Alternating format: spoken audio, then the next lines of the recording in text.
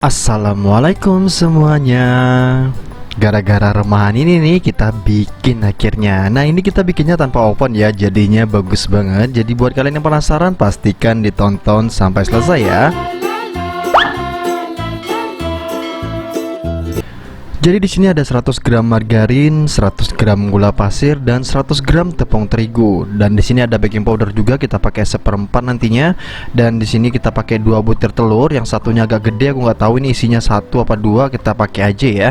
Lanjut di sini aku pakai 1 sendok TSP dan juga yang terakhir tambahin vanili biar lebih wangi ya. Jadi bahannya cuma begini aja, rata-rata 100 gram semua. Oke, langsung aja di langkah pertama kita siapkan wadah ya. Lanjut kita masukin 2 butir telurnya ya. Nah ini dia. Ini kita masukin aja walaupun yang satunya agak gede kayak gitu, gak apa-apa ya teman-teman ya, kita masukin aja. Dan alhasil ini 2 butir teman-teman, jadi kembar kayak gitu ya. Ini nggak apa-apa, nggak usah dikurangin, langsung aja kita pakai karena tadinya 2 butiran. Lanjut ya, kita masukin vanilinya 1 cup seperti ini. Kalau nggak ada juga nggak apa-apa, tetap jadi kuenya, cuman nanti agak sedikit bau telur aja. Dan lanjut kita tambahkan baking powder. Baking powdernya kita tambahkan 1/4 sendok teh seperti ini.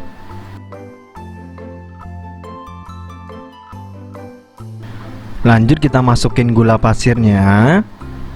Dan yang terakhir langsung aja kita masukin SP nya. Ini langsung aja kita mixer ya teman-teman ya. Untuk mixernya nggak lama ya, cuma 4-5 menitan aja. Nanti warnanya udah putih berjejak.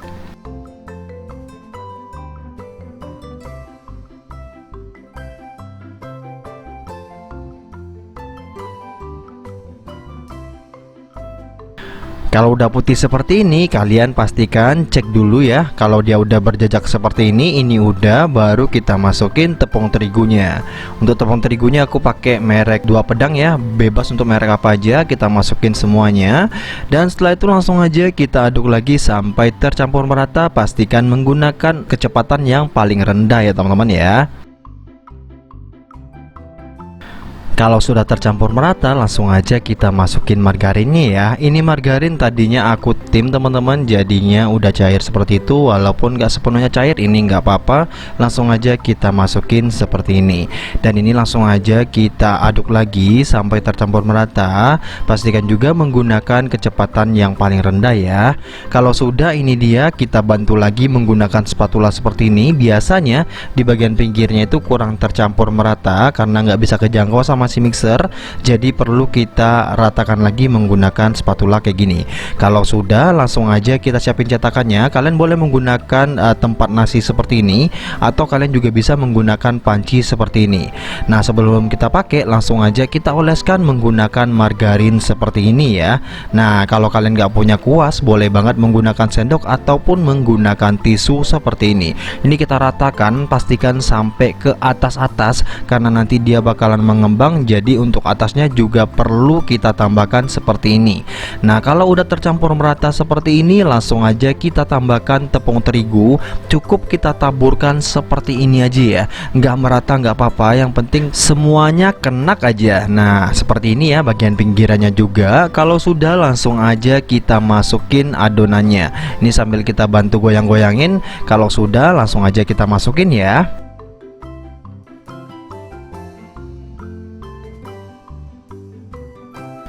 Biar lebih merata, langsung aja kita pukul-pukul seperti ini sambil kita goyang-goyangin seperti ini biar dia tuh rata teman-teman. Atau kalian bisa bantu menggunakan spatula juga. Kalau sudah, langsung aja kita siap panggang.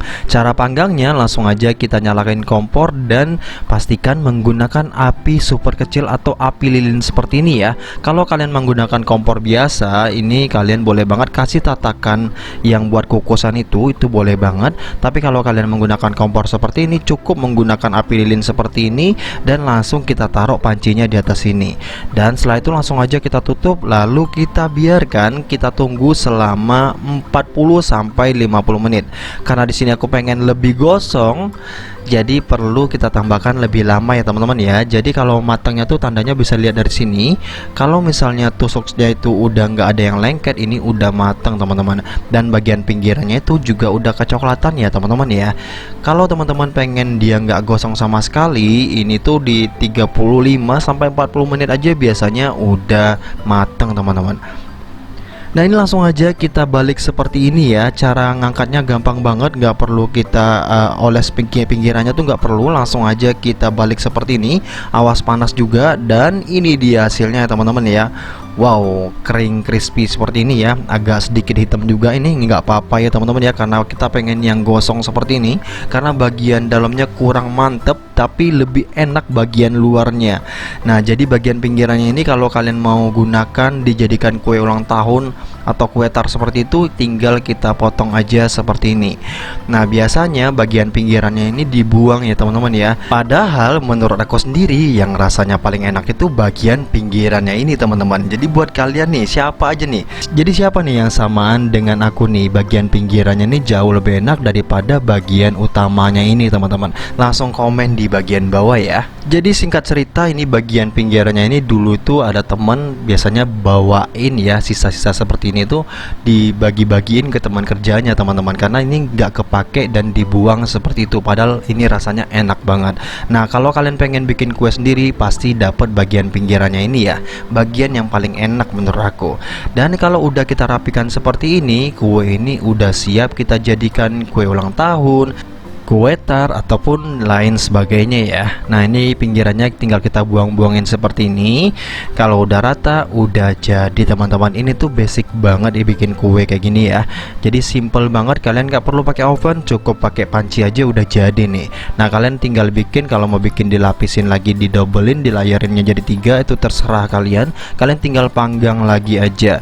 Nah bedanya kalau kita menggunakan panci, kita perlu masaknya berkali-kali ya teman-teman ya. Nah jadi buat kalian yang pengen lihat teksturnya, jadi teksturnya tuh mateng sampai ke dalam-dalam seperti ini ya untuk bagian tengahnya, dan bagian bawahnya tuh dia agak sedikit basah karena bagian kukusan atau pancinya itu biasanya ngeluarin air dan itu bikin lembab ya teman-teman ya. Dan ini rotinya ya nggak seenak bagian yang pinggiran sih menurut aku, tapi oke lah daripada nggak sama sekali. Dan ini teman-teman yang juara menurut aku, rasanya crispy gitu, manisnya dapet, dan kalian nggak akan temuin kue itu dimanapun. Jadi adanya cuman yang basic seperti ini. Nah jadi cukup sekian video kali ini, see you di next video. Thank you.